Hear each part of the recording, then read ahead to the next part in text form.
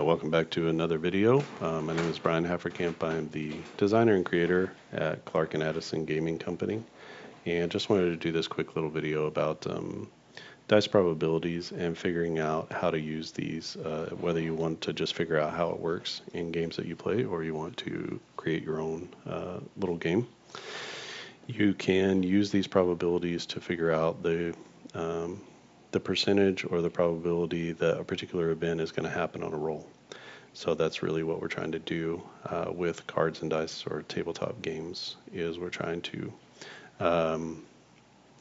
utilize and use those percentages to create accurate outcomes for what we're doing.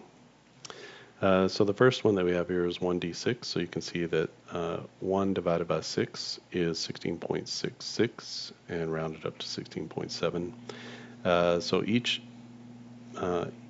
probability, well, each roll, you have a probability of rolling one of these numbers equally. And so they're equally weighted. One does not have a greater probability than another. If you roll these 1,000 or 1,000,000 times, you should come out with equal numbers. There's always statistical variance, so that's probably not going to happen 100% of the time, but it's going to happen 99% of the time. So what happens if we add 2 d6s? And then what we're doing is we're adding the numbers from these 2 d6s. So a 1 and a 1 is a 2, a 2 and a 1 is a 3, and so on. So now you can see that we get this nice weighted probability. So the probability of rolling a 2, there's only one chance. So the way we figure that out, how many chances are in 2 d6s, it's 6 times 6. So we have 36 chances. So if you do 1 divided by 36, you're going to get 2.78, and that's 2.78%.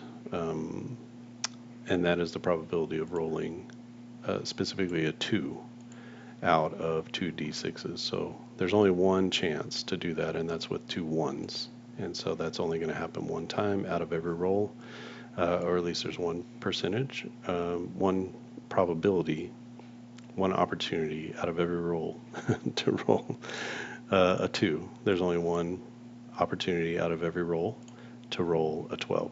But if you get to the 7, then there are multiple opportunities, and not just multiple, but more than any other combination, the 7 is going to hit. So if you rolled this 1,000 times, the 7 will come out as the greatest number out of the 2 through 12. So if you need a particular outcome to happen more than another, then you want to use a weighted probability like this. If you want all outcomes to be equally probable on a particular roll, then you would use 1d6. So the reason you would use this is if you want outcomes to be weighted, you want them to happen more often or have more of a chance than another. And so you want your least likely things to happen down here. You want your most likely things to happen up here. And you can see there's a nice little sort of graduated stair step between them. So what happens if we do 3? So you add another d6 to the mix, and now we're adding all 3 of the d6 dice together. And you can see that these are all even. This is a pretty jagged, tall mountain, but we start to get more of a bell curve shape here, where there's not as much distinction between the 9, 10, 11, and 12 at the top as there is between the 6, 7, and 8 here. So you can see this jump is quite a bit greater than this jump here. And then with the 10 and 11, you have the exact same probability. So you have the same probability of rolling a 10 as an 11.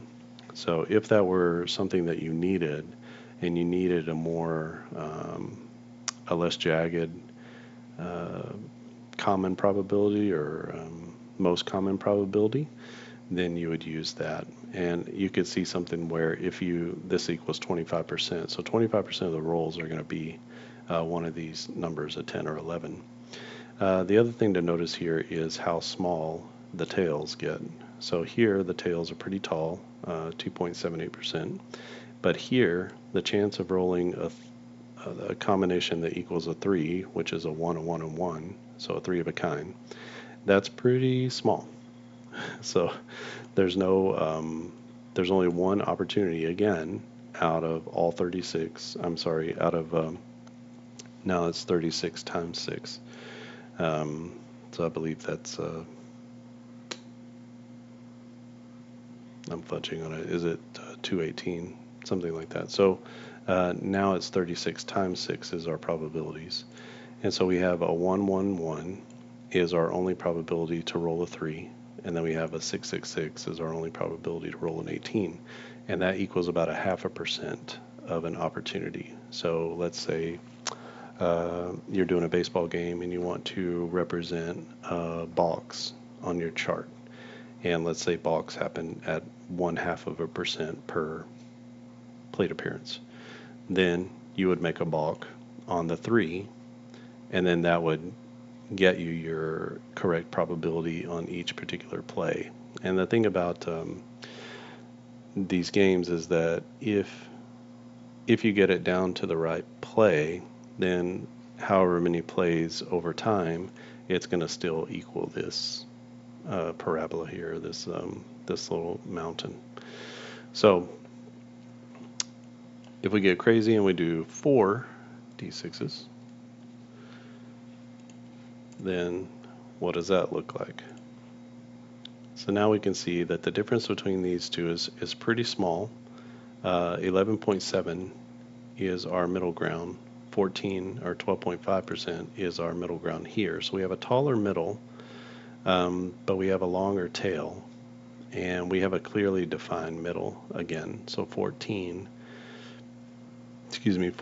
is now our very squarely center line, and then 13 and 15 are just a little bit below that.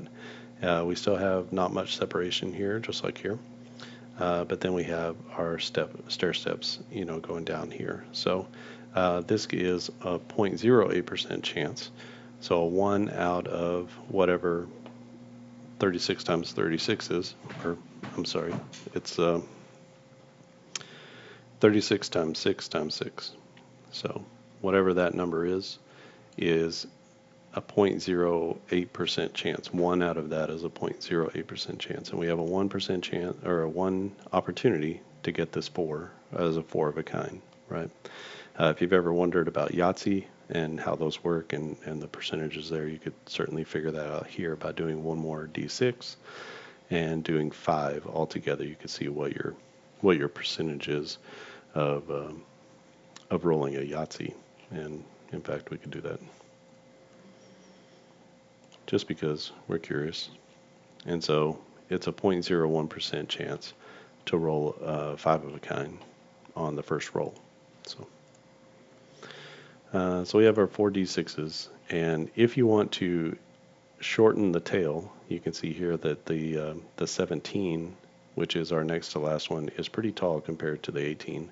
But here, our 23, which is the next to last one, is not nearly as tall as up here or up here. So if you want to decrease the tail and you want some results that are going to be really minuscule, it's very small percentages. And remember, this is not 8%, this is 0.08%, so this is already figured out in percentages for you. So it would really be 0.0008. So, if you did the calculation of 4 divided by whatever the number is. So you have your graduated sort of weighted results here, and those are for D6s. But let's take a look at D10s and how is that a little bit different. So you have one D10.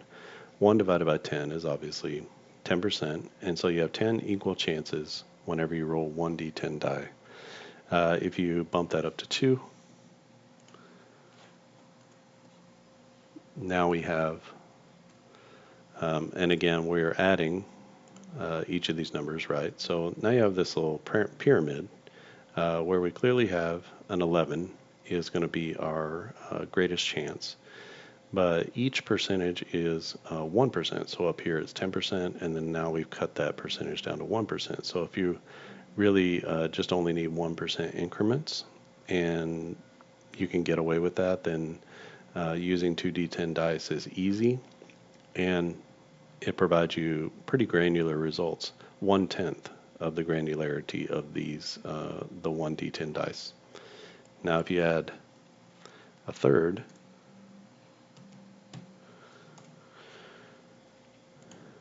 now you get some interesting weighted and flattening here. So you can see that the distance between these top three results is very much cut down here, because now we have 1 out of 1,000, which is what we're doing. So 10 times 10 is 100, and 100 times 10 is 1,000. And so we have results that are at the thousandths. So that's 1/10%. We're doing 1 divided by 1,000, right? So now we have a few different options here, but you can see through the middle, things are pretty close together. But when you look at the tail end, things get pretty small pretty fast. So now you have 6, 5, 4, and 3. All of those results, there's 4 results at 1 or less. So you can see how that fits together. And then if you did it one more time, and you did 4 d10s, you can see that it flattens even more. So you get the same profile of numbers through the middle, which are pretty close together, but then you get a really low tail here. That's a 1/1000th of a percent, or 100th of a percent, sorry. You have 1/10 of a percent up here. You have 1,000th of a percent up here to roll a 4. So if you needed, for some reason, some very minuscule numbers, something that only happens 5/100ths of a percent of a time, then you could roll a 4 and a 5 and put that outcome to a 4 and a 5. And then you have some super duper duper small numbers back here. And if you needed big numbers, you would have to put quite a few of these all together to equal a big number. Here that's only 18, 19%. And that requires 3 numbers, to get you just to 19%. But if you go here, you only need 2 numbers to get you to 19%. So you got to kind of think about how these things are going to work out with larger percentages. So if you need smaller percentages, you're going to want to add dice.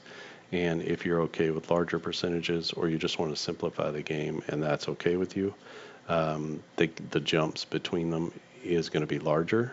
So the difference between rolling a 10 and 11 is fully 1%. But when you get down here, the difference between rolling 10 and 11 is about 0.4%. So you cut that down quite a bit in your jumps, which gives you more accuracy, but it also requires more legwork on the user's part, or the gamer's part, to be able to add these dice together.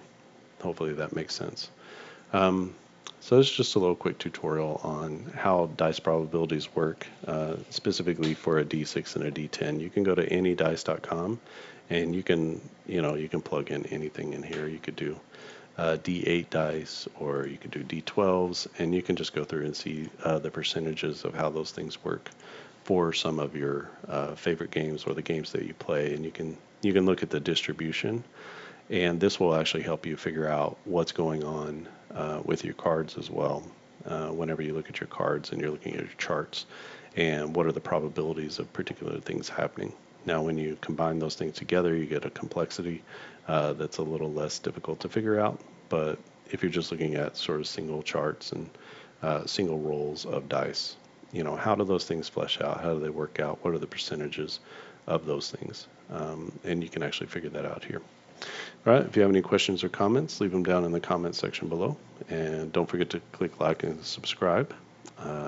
Producing as much video content as I can, and have stuff coming out usually every week. Things like this about creating games, but also games that I'm demoing or working on, or just games that I've already created that I'm just playing some games with them. I think that's it from here. Thanks for watching, and I'll see you again next time.